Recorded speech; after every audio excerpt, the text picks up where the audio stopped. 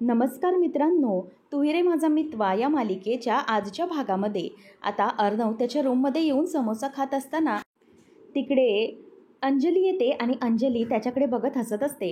कारण मनातल्या मनात अर्णवला तसा अगदी आनंदाने समोसा खात असताना बघून तिला खूप आनंद होतो.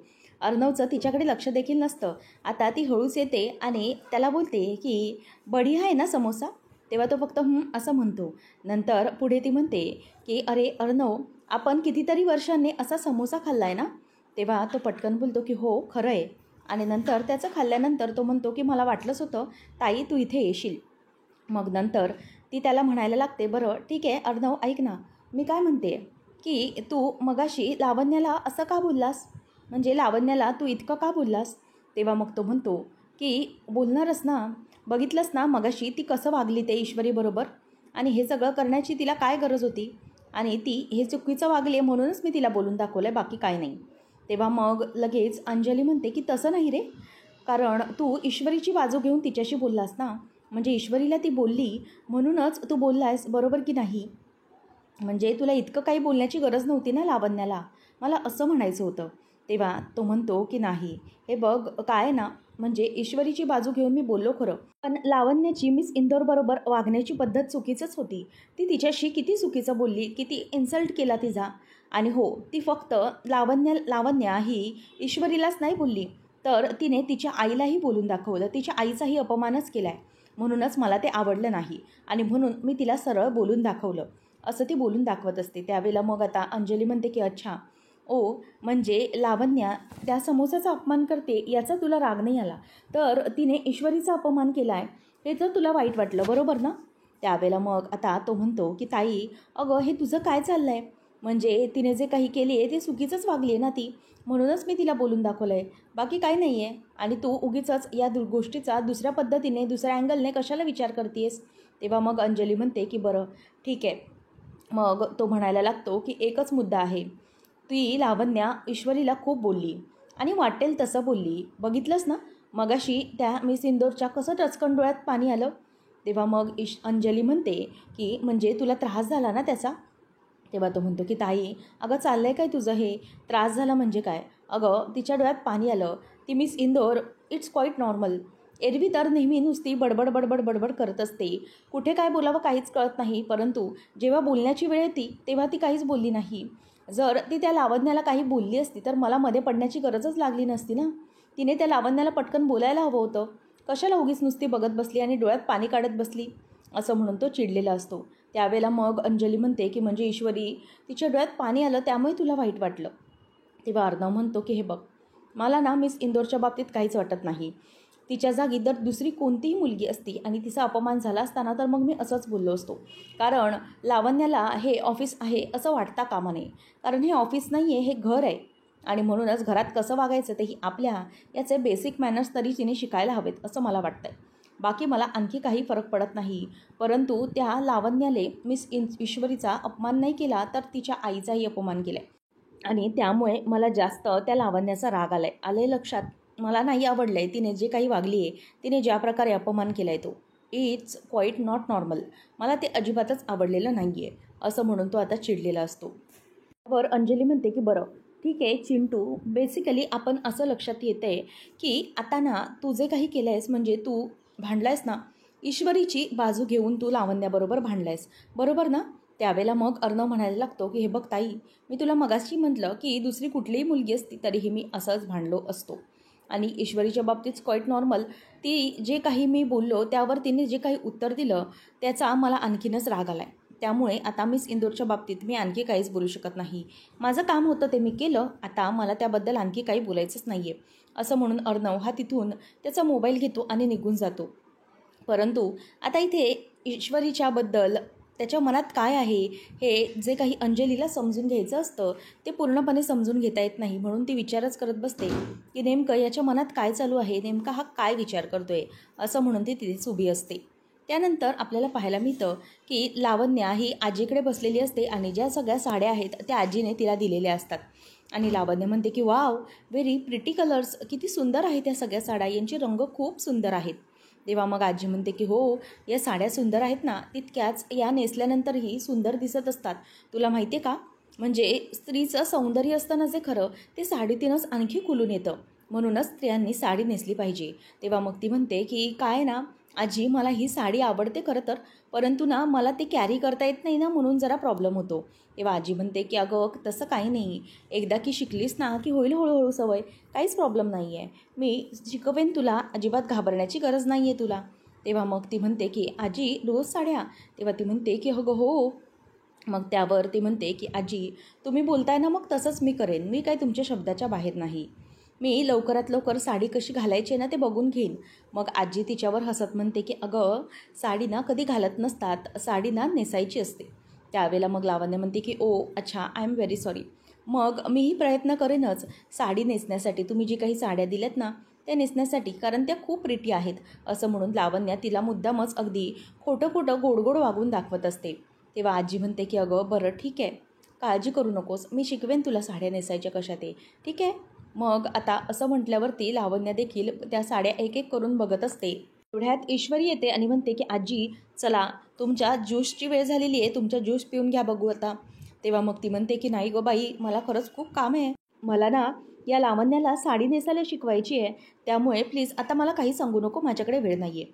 तेव्हा लगेच ईश्वरी म्हणते की आजी असं काय करताय तुम्ही, अहो हे ज्यूस प्यायला किती वेळ लागेल, फक्त 2 मिनटं लागतील, आणि हे नुसतं तुम्हाला ज्यूसच प्यायचं नाही आहे, तर याच्याबरोबर तुम्हाला तुमच्या सकाळच्या 2 गोळ्याही घ्यायच्या आहेत, त्यामुळे प्लीज तुम्ही विसरू नका हां, हे गोळ्या तुम्हाला घ्यायलाच हव्यात तुमच्या तब्येतीसाठी, असं तुम्ही करू नका, हे ज्यूस पिऊन घ्या बघू पटकन, वेळ नाही लागत, पटकनी पिऊन घ्या.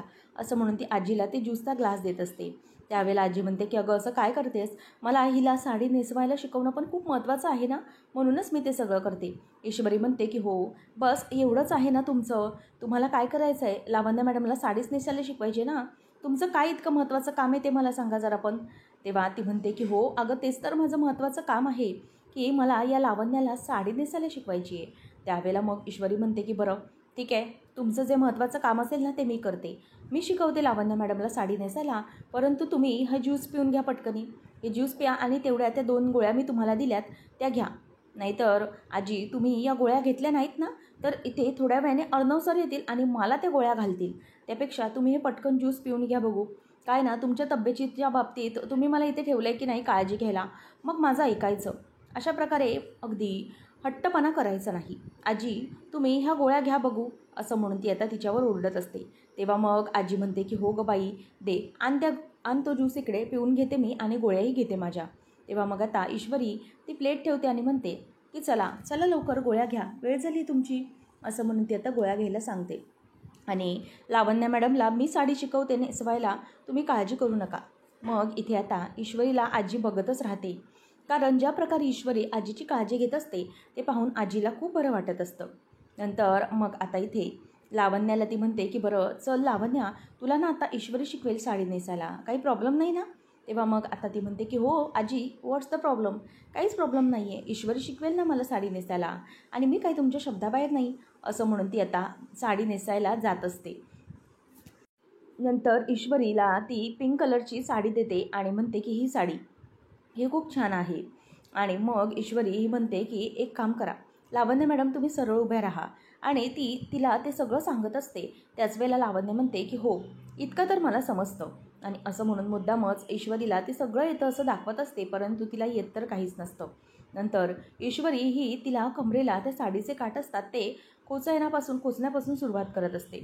नंतर मनातल्या मनातच आजी बघून म्हणत असते की ईश्वरीमध्ये जे चांगल्या सुनेचे सगळे काही गुण आहेत ना ते सगळे गुण लावण्यामध्ये उतरले की एकदा की झालं सगळं काही एकदम व्यवस्थित होऊन जाईल.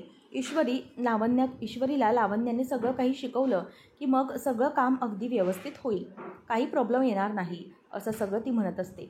त्यानंतर मग आता इथे साडी ईश्वरी पूर्णपणे मस्त तिला नेसवून दाखवते. त्याच वेळेला आता इथे कशी बशी साडी सावरत लावण्य आजीजवळ येऊन उभी राहते आणि म्हणते की आजी मी कशी दिसते. मग त्यावर आता लगेच आजी म्हणते की सुंदर, खूप सुंदर दिसतेस ती. नंतर आता आजीला ती म्हणते की येस आजी, हे साडी नेसणं खूप सोपं आहे, ईश्वरीने मला खूप छान दाखवलं आहे. मग आता त्यावर लगेच ईश्वरीला ती म्हणते की हो गं खरंच खूप छान आणि सुंदर नेसवलीस हा, आणि लावण्य पण खूप गोड दिसते त्याच्यामध्ये, खरंच खूप सुंदर. त्यानंतर मग आता ईश्वरी म्हणते की खरं तर स्त्रीचं सौंदर्य असतं ना ते साडीमध्येच खूप खुलून दिसत असतं आणि लावण्य मॅडम पण खूप छान दिसत आहेत ना साडीमध्ये. त्यानंतर मग पुढे ईश्वरी म्हणते की मी काय म्हणते आजी की ना लावण्य मॅडमने ना रोज रोज साडी नेसण्याची प्रॅक्टिस करायला हवी आणि त्यांनी रोज साडी नेसायला हवी, म्हणजे कसं त्या आणखीनच सुंदर दिसतील ना, म्हणजे रोज साडी नेसली पाहिजे. त्याच वेळेला आता लावण्य दचकते आणि ईश्वरीकडे रागानेच बघत म्हणते की आजी काय रोज साडी. तेव्हा मग आजी म्हणायला लागते की हो बरोबर बोलते ईश्वरी, अगदी बरोबर बोलते की रोज साडी नेसायला हवी. मग नंतर आता लगेच लावण्य म्हणते की हो काय ना आजी बरोबर बोलते ईश्वरी आणि मी काही तुमच्या शब्दाबाहेर नाही, तुम्ही म्हणताय ना तसंच चालेल ठीक आहे, असं म्हणून ती आता आजीला इम्प्रेस करण्याचा प्रयत्न करत असते आणि म्हणते की हो हो मी ना आता रोजच साडी नेसण्याचा प्रयत्न करीन, असं म्हणून ती आता आजीला बोलत असते. आणि नंतर मग पुढे आजी म्हणते की बरं ठीक आहे, आता ही साडी नेसलीस ना, आता तुला ईश्वरीने दाखवली की नाही नेसून, आता एक काम कर, आता ना लावण्या तू स्वतः साडी नेसायला शिक आणि बघ कशी तुला येते ती, ईश्वरी तुझ्यावर लक्ष ठेवेल बरोबर ना. त्यावर लगेच ईश्वरी टोमणा मारते की हो आजी तुम्ही बरोबर बोलताय, त्या काही तुमच्या शब्दाबाहेर नाहीत. असं म्हटल्यावर लावण्या रागाने तिच्याकडे बघते आणि त्यावर आजी म्हणते की बरं ठीक आहे, जा जा जा लवकर जा लावण्या, तू साडी नेस आणि मग ईश्वरी आणि आम्ही बघतोय तुला ठीक आहे. तेव्हा मग आता लगेच ईश्वरी असं बोलल्याबरोबर बोलते की चल चल लावण्य मॅडम चला, तुम्ही व्यवस्थित हळूहळू या आणि नीट पाऊल टाका, व्यवस्थित साईडवर पाऊल टाका, पडणार नाही तुम्ही, मी आहे, असं म्हणून तिला धरून ती घेऊन जाते. ईश्वरी ज्या प्रकारे हे सगळं शिकवत असते ते पाहून आजीला खरंच खूप आनंद होत असतो. त्यानंतर आपल्याला पाहायला मिळतं की अर्णव हा चाललेला असताना ईश्वरी ही लावण्याला साडी वगैरे नेसवून तिचं काम करण्यासाठी येत असते. त्याच वेळेला अर्णव चालत असताना ईश्वरी त्याला थांबवते आणि म्हणते की एक मिनिट अर्णव सर. तेव्हा मग तो म्हणतो की काय झालं मिस इंदोर.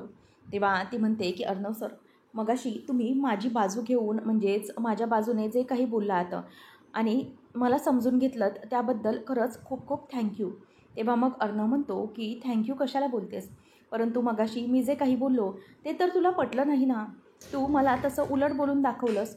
ईश्वरी म्हणते की सर नाही, मी खरंच अगदी मनापासून बोलते आहे की थँक्यू. तेव्हा मग म्हणतो की ठीक आहे, आभार मानण्याची काहीच गरज नाही आहे, परंतु तेव्हा मी जे काही बोललो ते तू समजून घेतलं असतंस तर खरंच बरं झालं असतं, परंतु तू तसं केलं नाहीस, असं म्हणून अर्णव आता तिथून निघून जातो. आता ईश्वरी ही त्याला काहीच बोलत नाही आणि तो निघून गेल्यावर ती गालातल्या गालात हसत असते. ईश्वरी किचनमध्ये येते आणि म्हणते की चला आजीला आता लवकरात लवकर फ्रूट्स कट करून द्यायचे आहेत, चल इशू चल, असं म्हणून ती आता फळं कुठे आहेत सगळीकडे शोधत असते. आणि तेवढ्यातच आता ती फ्रीजमधून फळं काढायला जाणार आणि दरवाजा हळूच बंद करायला जाणार, तेवढ्यातच तिथे लावण्य येते आणि ती रागाबरोबर दरवाजा आता फ्रीजचा बंद करून टाकते.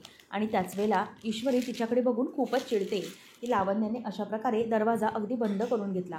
तेव्हा ईश्वरी म्हणते की हे काय लावण्य मॅडम, ही काही पद्धत आहे का हा दरवाजा बंद करण्याची, आणि माझ्यावर अशा प्रकारचा रुबाब दाखवायचा नाही, लक्षात आलं ना, मी ते अजिबात सहन करून घेणार नाही.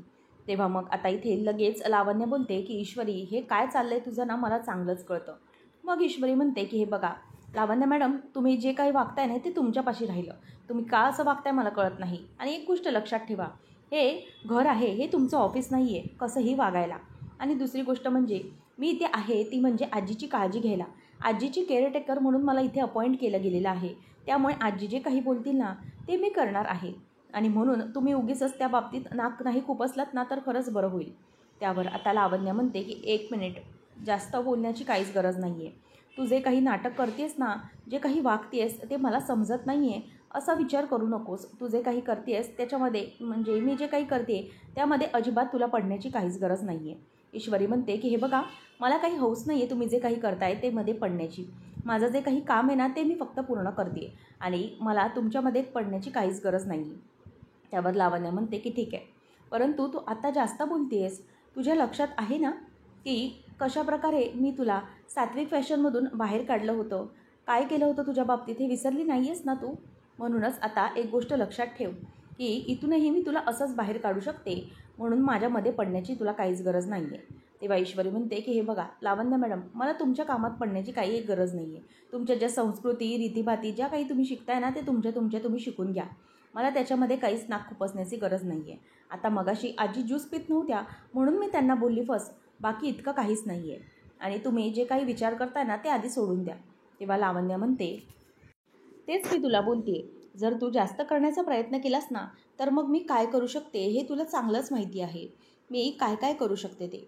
आणि म्हणूनच तू आता इथून पुढे माझ्या गोष्टींमध्ये अजिबात पडायचं नाही.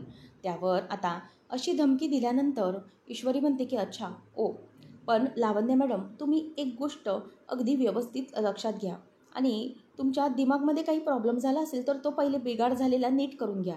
मी तुमच्या मध्ये काही करत नाही आहे, मी फक्त माझं काम करते. आणि एक गोष्ट लक्षात घ्या, तुम्ही हे जे काही माझ्याबरोबर वागताय ना ते मी सहन करून घेईन असं अजिबात समजू नका. आणि ना हम भी इंदौर से है, अपना हिसाब बराबर याद रखते हैं और सबका हिसाब हम बराबर भी करते हैं, असं म्हणून आता तिला धमकी देते. आणि हे पाहून आता लगेच लावण्याला धक्काच बसतो. ईश्वरीने अशा प्रकारे धमकी दिल्यावर ती बघतच राहते आणि किचनमध्ये जराही उभी न राहता ती तिकडून ते फळांची जे प्लेट असते ती घेते आणि तिकडून निघून जाते. आणि त्याच वेळेला लावण्या ही तिथेच उभी राहते, कारण ईश्वरीचा हा पडलेला दणका तिला जबरदस्त झटका देऊन जातो. त्यानंतर आता जयू आता सुप्रियाला सांगत असते की अगं तू बोललीस का सुप्रिया आपल्या दादाशी. तेव्हा मग ती म्हणते की नाही, अजून तरी नाही बोलली आहे मी. मग ती म्हणते की अगं बोल, कशाला उगाच आपण उशीर करायचा. खरंच राकेशजी चांगले आहेत, तू जेवढं लवकर त्यांच्याशी बोलून घेशील ना तेवढं लवकर चांगलं आहे ना. आणि कसं आहे, मला तरी वाटतंय की राकेशचं आणि दादाशी आता पुरेसं बोलणं झालेलं असणार, त्यामुळे दादालाही राकेश आवडलेलाच असणार. म्हणून मला असं वाटतंय की नक्कीच काहीतरी केलं पाहिजे. त्यावर इथे आता संजय बसलेला असताना त्याला सुप्रिया फोन करते आणि म्हणते की काय करताय. तेव्हा मग तो म्हणतो की काय नाही, आहे इथेच बसलेला, बोल ना. त्यावर आता ती म्हणते की मला एक गोष्ट सांगा, त्या भंडारी बिल्डरचं काय झालं, सगळं व्यवस्थित झालं आहे का. त्यावर आता ते म्हणतात की नाही, अजून काही नाही, म्हणजे तो आलेला आज घरी बोलून गेला आहे, परंतु जे राकेश आहेत ना ते बोलायला गेलेत त्यांच्याशी. आता बघूया काय होतं आहे ते खरंच अगं जावयासारखे धावून आलेत का आपल्यासाठी. म्हणजे एखादा जावई असेल ना तो धावेल ना, तशाच प्रकारे ते धावून आलेत आपल्यासाठी. मला खरंच खूप बरं वाटतं आहे आणि आधार वाटतो आहे गं त्यांचा. नंतर मग आता लगेच हे ऐकल्यावरती तिला धक्काच बसतो. ती म्हणते की काय, राकेशजी त्या भंडारीशी बोलायला गेलेत. मग संजय म्हणतो की हो अगं ते बोलायला गेलेत, मला म्हणाले बाबा तुम्ही अजिबात काळजी करू नका, मी बोलतो त्यांच्याशी. आणि खरंच मुलगा खूप चांगला आहे गं, अगदी मनमिळावू आहे, प्रेमळ आहे. तुला माहिती आहे, अशी मदत करायला लोकांना तो पटकन तयार होतो, गरजू लोकांना. शिवाय वृद्धाश्रमात आणि अनाथाश्रमात सगळीकडे अगदी मोफत सेवा करतो. कुठल्याही प्रकारचं पुण्य घेताना कुठल्याही प्रकारचे पैसे देखील घेत नाही. खरंच खूप नेक आणि सच्चादिल माणूस आहे तो. अशी माणसं मिळणं हे दुर्मिळच आहे. असं म्हटल्यावर लगेच सुप्रिया म्हणते की हो, मी त्यांच्याबद्दल ऐकून आहे इथे आत्यांकडून की खरंच ते खूप चांगले आहेत. म्हणजे अगदी निस्वार्थ सेवा करतात ते आणि माणसातला माणूसही ओळखतात, अगदी माणसाला जपतात ते. मग हे ऐकल्यानंतर आता लगेच संजय म्हणतात की हो, असा माणूस मिळणं खरं तर कठीणच आहे. त्यावर लगेच ती म्हणते की मला ताई म्हणतात, जयूताई, की ईश्वरीबद्दल यांचा विचार केला पाहिजे, तुम्हाला काय वाटतं याबद्दल. तेव्हा लगेच ते म्हणतात की हो, मलाही जावई म्हणून खरंच खूप चांगला वाटतो आहे हा माणूस, खरंच खूप चांगला आहे. म्हणजे ना अशी माणसं आपल्याला सहजपणे तर मिळणार नाहीत. परंतु आपल्याला या सगळ्याचा विचार करण्याच्या अगोदर तू एक काम कर, तू ना ईश्वरीशी ह्या सगळ्या गोष्टी जाणून घे. म्हणजे ईश्वरीला त्यांच्याबद्दल काय वाटतं आहे, ईश्वरीच्या मनात त्यांच्याविषयी काय आहे, हे सगळं तू जाणून घेण्याचा प्रयत्न कर. नाहीतर मी असं करतो ना, एक काम करतो, जेव्हा मी तिकडे येईन ना तेव्हा बोलून घेईन ईश्वरीशी, हां. असं म्हणून आता ते फोन ठेवतात. नंतर सुप्रिया येते आणि म्हणते की थांबा जयूताई, तुम्हाला भूक लागली असेल ना, चला मी तुम्हाला जेवायला पाणच घेते, सगळे जेवायला बसूया. जयू आत्या म्हणते की ईश्वरी अजून राहिली कुठे, किती काम करते. तेवढ्यातच आता नमू म्हणते की ही काय आली ईश्वरी. त्याचबरोबर आता ईश्वरी आल्याबरोबर म्हणते की आले मी आत्या, तुमने पुकारा और हम चले आए, तुम्ही आठवण काढली आणि आम्ही इथे आलो, असं ती आता बोलायला लागते. तेव्हा सुप्रिया विचारते की काय गं, नोकरीचा पहिला दिवस कसा गेला तुझा. तेव्हा ईश्वरी म्हणते की एकदम बढिया, खूप मस्त गेला दिवस आणि एकदम आगळा वेगळा असा हा नोकरीचा माझा पहिला दिवस होता. खूप खुश होत ती सांगत असते. नंतर मग लगेच सुप्रिया विचारते की काय गं, समोसे आवडले ना अर्णवला. तेव्हा मग ती म्हणते की आवडले. अगं हे मला कशाला विचारतेस तू, ज्याला दिले होतेस ना ज्याला बनवून त्यालाच विचारायचं होतंस ना. तेव्हा मग आता लगेच ती म्हणते की अगं हो, तो तर सांगेलच, परंतु तू सांग की कसे होते समोसे. तेव्हा ती म्हणते की कसे होते, अगं सगळ्यांनी अगदी फस्त करून खाल्ले, एक तुकडा पण ठेवला नाही मला समोस्याचा, सगळ्यांनी अगदी ताव मारून मारून खाल्ले आहेत समोसे, सगळ्यांना खूप आवडलेले ते. आणि हे अर्णव सर एरवी तर डाएट करत असतात आणि काही खात नाही, परंतु आज समोसे आल्यानंतर असं खाल्लं आहे की कधी त्यांना डाएटबद्दल काही माहितीच नव्हतं. इतके समोसे खाल्लेत आणि त्यांचं डाएट ना खिडकीच्या बाहेरच पळून गेलं असं मला वाटतं. हे ऐकल्यानंतर सुप्रिया हसायला लागते आणि म्हणते की काय गं इशू, काय बोलतेस काय तू? त्यानंतर ती म्हणते की हो अगं आई, मला एक तुकडा पण मिळाला नाही गं समोसाचा, सगळ्यांनी सगळे संपवून टाकले. त्याबरोबर आता लगेच हे झाल्यावर जयू आत्या म्हणते की हो आजचा दिवस झालं हे सगळं. तू बघ हे श्रीमंत लोक ना असेच असतात गं, म्हणजे ना त्यांच्या सोयीनुसार सगळ्या गोष्टी, सगळे काही रूल्स आहेत ना ते स्वतःसाठी बदलत असतात. तेव्हा मग लगेच सुप्रिया म्हणते की नाही अगं अर्णव तसा नाही आहे. मग ती म्हणते की कसं आहे बघतो, उद्या विसरून पण जाईल. तू हे जे सगळं काही त्याच्यासाठी केलंस ना, ते समोसे वगैरे बनवलेस तर सगळं काही विसरून जाईल. तारीफ करणं तर लांबच राहिलं. सुप्रिया म्हणते की नाही, मला तरी असं वाटत नाही आहे की अर्णव असा वागेल. तो खरंच खूप चांगला मुलगा आहे, त्याच्याबद्दल उगीचच काही बोलू नका. नंतर मग ईश्वरी म्हणते की हो ना, खरं तर ना मला असं वाटतं तू आई माझी आहे, परंतु त्या वडकुशनचं वकीलपत्र तू घेतलंस असं मला वाटतं. त्याला जरा काही बोललं की तू लगेच त्याची बाजू घेऊन बोलत असते.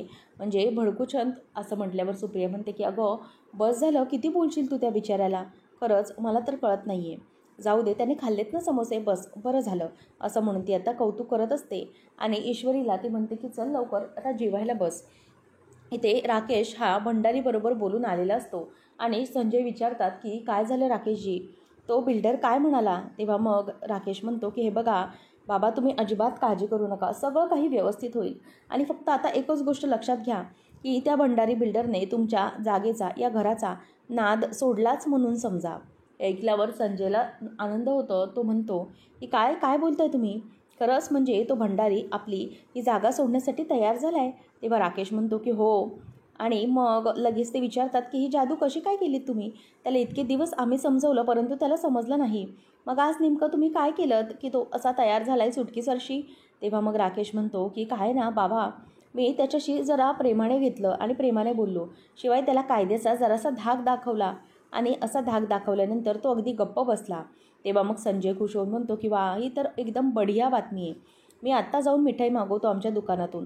असं म्हणून संजय निघून जातो आणि फ्लॅशबॅकमध्ये राकेशला सगळं काही आठवतं की तो भंडारीला भेटायला जातो आणि त्याला म्हणतो की हे बघा भंडारी बिल्डर, तुमच्या कामाची जी काही ख्याती आहे ती तर अगदी व्यवस्थित आहे, परंतु 2 वर्षापूर्वी एका अंडर कन्स्ट्रक्शन बिल्डिंगमध्ये एक मोठा अपघात झाला होता आणि ते 2 मजदूर हे गाडले गेले होते जमिनीखाली, बरोबर की नाही? तेव्हा मग भंडारी म्हणतो की म्हणजे तू मला काही धमकी देतो आहेस का? तेव्हा तो म्हणतो की छे, धमकी देणारा मी कोण आहे? ओ, मी एक साधा माणूस आहे, फक्त तुम्हाला मी त्या गोष्टीची आठवण करून देत आहे. आणि हा जरा तुम्ही फोटो बघा, आणि याच बंगल्याच्या खाली त्यांना गाडलं गेलं आहे, बरोबर ना? तेव्हा मग भंडारी तो फोटो बघतो आणि तो बघितल्यानंतर त्याला अगदी धक्काच बसतो, कारण बरोबर तीच जमीन ही या माणसाला कशी काय माहिती?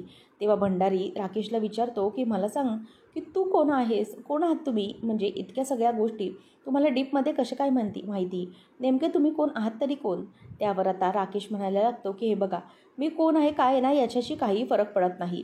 माझे काही मीडियामध्ये ना मित्र आहेत, त्यांना सांगून मी या सगळ्या गोष्टी उकळून काढू शकतो बाहेर. तेव्हा मग तुमच्या मागे कसं 2 दिवसामध्ये मीडिया लागते की नाही बघा, कशी वाट लागते ती. असं म्हटल्यावर भंडारी घाबरतो आणि म्हणतो की नाही, असं प्लीज करू नका, हवं तर मी देसाईंची जागा सोडून देतो. मग राकेश म्हणतो की हो, त्यांच्या जागेचा नाद आता सोडून द्या तुम्ही, नाहीतर बघा. मग भंडारी म्हणतो की नाही सोडला, फक्त तेवढा फोटो डिलीट करा. राकेश म्हणतो की नाही, तो कधी डिलीट करायचा तो मी बघेन, तुम्ही या आता. असं म्हणून तो त्याला जायला सांगतो आणि राकेशचं महत्त्वाचं काम झालेलं असतं. आता भंडारी बिल्डरचं काम झाल्यामुळे तो खूपच खुश झालेला असतो आणि नंतर उभा राहून म्हणतो की वा, माझ्या इंदोरी जिलेबीचे आईबाबा इतके साधे आणि सरळ असतील असं मला खरंच वाटलं नव्हतं. खरंच त्यांना जिंकून घेणं किती सोपं पडलं मला. असंच्या असं त्यांना मी जिंकून घेतलं. आता मात्र काहीच नाही, सगळ्या गोष्टी अगदी व्यवस्थितपणे पार पडल्या जातील. आता ईश्वरी, आपलं हे लग्न होण्यापासून कोणीही वाचवू शकणार नाही. अब तो शादी होकर ही रहेगी. ईश्वरी, माझी ईश्वरी, काय करू मी तुझं? असं म्हणून तो आता खूप खुश होत असतो.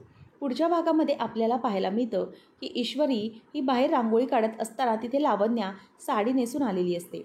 आता लावण्या आल्यानंतर ईश्वरी तिच्या साडीकडे बघतच बोलते की हे बघा ईश्वरी, हे बघा लावण्या मॅडम, ही जी साडी तुम्ही नेसून आलायत ना, ही रेडीमेड साडी नेसली आहे, बरोबर ना? तेव्हा असं म्हटल्यावरती लावण्या गप्प बसलेली असते. ईश्वरी म्हणते की तुम्हाला काहीच कसं वाटत नाही हो, म्हणजे आजी तुमच्यावर इतका विश्वास टाकतात, आजींचा तुमच्यावर इतका मोठा विश्वास आहे, मग तो विश्वासघात करताना तुम्हाला काहीच कसं वाटत नाही. आणि हो, आता तुम्ही आजीसमोर जाल, आजीचं कौतुक ऐकून घ्याल, परंतु एक गोष्ट नक्की, आजीला काही समजणार नाही की तुम्ही ही साडी रेडीमेड नेसली आहे, परंतु माझ्या तर अगदी बरोबर लक्षात आलेलं आहे की तुम्ही आजीची फसवणूक करताय. आजीला फसवताय तुम्ही. ही जी साडी नेसली आहे तुम्ही, ही अगदी रेडीमेड नेसली आहे, बरोबर की नाही? असं आता ईश्वरी ही तिला बोलून दाखवत असते. नंतर लावण्य आणि वल्लरी हातात हात घेऊन खुश असतात. लावण्य म्हणते की हे बघा मामी, आता लग्नाचा विषय हा समोरूनच निघालेला आहे, तर मग काहीच होणार नाही. लग्न तर माझं होणारच आहे आणि जे काही ठरलं आहे ते आता होणारच आहे, असं म्हणून ती खूपच खुश होत असते.